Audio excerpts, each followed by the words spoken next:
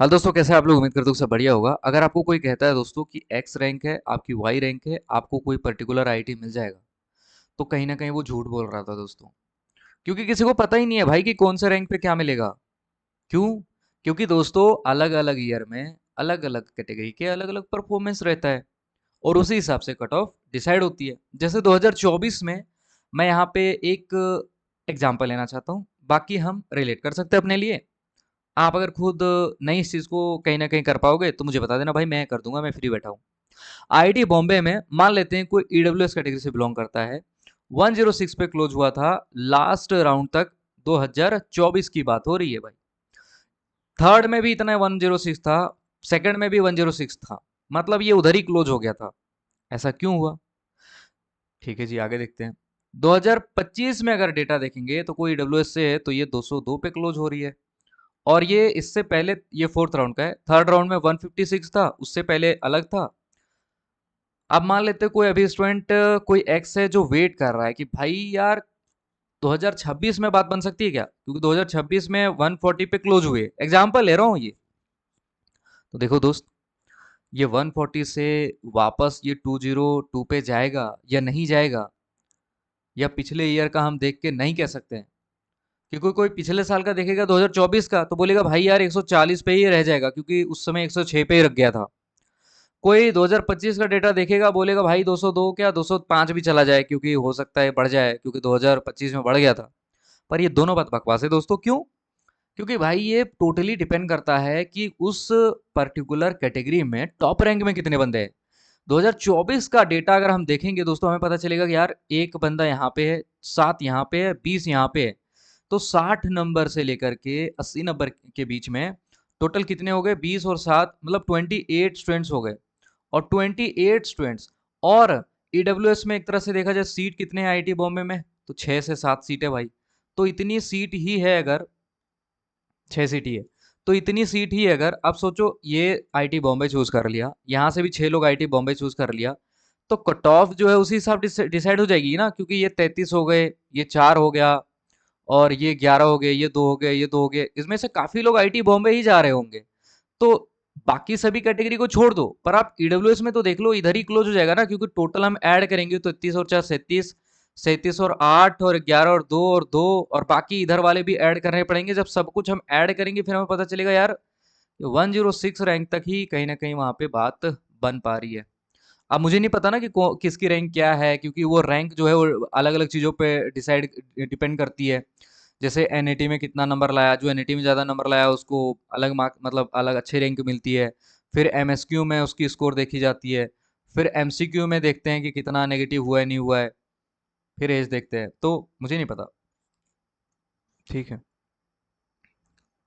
2025 का अगर हम डेटा देखेंगे दोस्तों, हमें पता चलेगा यार ईडब्ल्यूएस में एक और छह, यहाँ पे सात, सात लोग ही हैं, और इधर 37 हो गए, इधर 11 लोग हो गए, 19, इधर 4 हुई। सबको जब ऐड करेंगे ना इनमें, तो फिर आपको पता चलेगा कि ईडब्ल्यूएस में उतने ज्यादा लोग नहीं है टॉप रैंक में जितना कि यहाँ पे थे। तो जिसकी वजह से क्या हुआ कि यहाँ पे कट ऑफ जो है वो जंप करनी ही थी, तो ये 202 पे चली गई थी। ठीक है जी। अब दोस्तों यहाँ पे 2026 का अगर मैं बताऊं, तो सही से ही बताऊं ना, तो किसी को पता नहीं है ऑफिशियली, क्योंकि टॉप रैंक का ये जो परफॉर्मेंस वाला डेटा अभी आया ही नहीं। ये तो एडमिशन खत्म हो जाता है 2-4 महीने बाद रिलीज करते हैं हर आईआईटी। 2024 और 25 में आया डेटा, 2023 का तो मैंने नहीं देखा। तो हो सकता है अगर ईडब्ल्यूएस कैटेगरी में टॉप रैंक में कम स्टूडेंट रहे, तो ये जो 140 पे क्लोज हुआ है, ये डेफिनेटली 160, 170, 180 जा सकता है। लेकिन फिर दिक्कत वाली बात आ जाएगी कि भाई अगर बीच में कैंडिडेट दो चार और निकल गए तो फिर ये नहीं जा पाएगा ना यार। सोचो 145 वाला रैंक वाला ईडब्ल्यूएस से, 152 वाला ईडब्ल्यूएस से, 158 वाला ईडब्ल्यूएस से, तो ये रैंक कितना ही बढ़ा देंगे। ये तीन बंदे मान लेते हैं वहीं चूज कर रहे हैं, तो ये भी डिपेंड करता है कि कौन कहाँ चूज कर रहा है। ये पूरा खिचपिच है। किसी को कोई आईटी मिल जाए तो किस्मत समझो भाई, ठीक है, रैंक जो है वो तो है ही। जैसे 151 मेरा ओबीसी में अगर आईआईटी बॉम्बे मिल गया, तो एक तरह से किस्मत ये है कि टॉप रैंक में और भी बहुत लोग ओबीसी से थे नहीं, इसलिए मुझे मिल गया। रहते तो 2023 जैसे 93 पे ओबीसी में क्लोज हुआ था, फर्स्ट लिस्ट यहीं आई थी और लास्ट तक यही गया था। 2024 में 143 से 144 तक ही क्लोज हो गया था लास्ट तक। फर्स्ट सेकंड थर्ड इतने में ही निपट गया, वो बढ़ा ही नहीं। पर इस बारी 142 से डायरेक्ट ये 169 के अराउंड चला गया है। तो ये इसलिए गया है क्योंकि टॉप रैंक में होंगे नहीं भाई। अब आते हैं कि भाई ठीक है, आपने एग्जाम्पल हमें समझा दिया, ऐसे हम अपने लिए भी चेक कर सकते हैं। लेकिन क्या आप हमें ये बता सकते हो कि पर्टिकुलरली हम कहाँ तक वेट कर सकते हैं? देखो केमिस्ट्री में बात करेंगे दोस्तों, 612 से ओपन हुई है, 755 पे क्लोज हुई है आईआईटी धारवाड़ में। अगर आपको आईआईटी धारवाड़ वाली रैंक भी नहीं मिल रही है तो आप समझो दोस्तों आपको आईआईटी नहीं मिलेगा, एनआईटी की ओर आप जा सकते हो, ठीक है। क्योंकि यहाँ पे अगर हम देखेंगे फिर ओबीसी में 947 पे क्लोज हो रही है, एससी में 2556, एसटी में 3359 और ईडब्ल्यूएस में तो 1200। तो अगर इतनी रैंक तक अगर आपको आईआईटी धारवाड़ नहीं मिल रहा है तो आप ऐसा समझ के चलो दोस्तों कि आपको आईआईटी ना मिलने के चांसेस बहुत ज़्यादा बढ़ जाते हैं, ठीक है।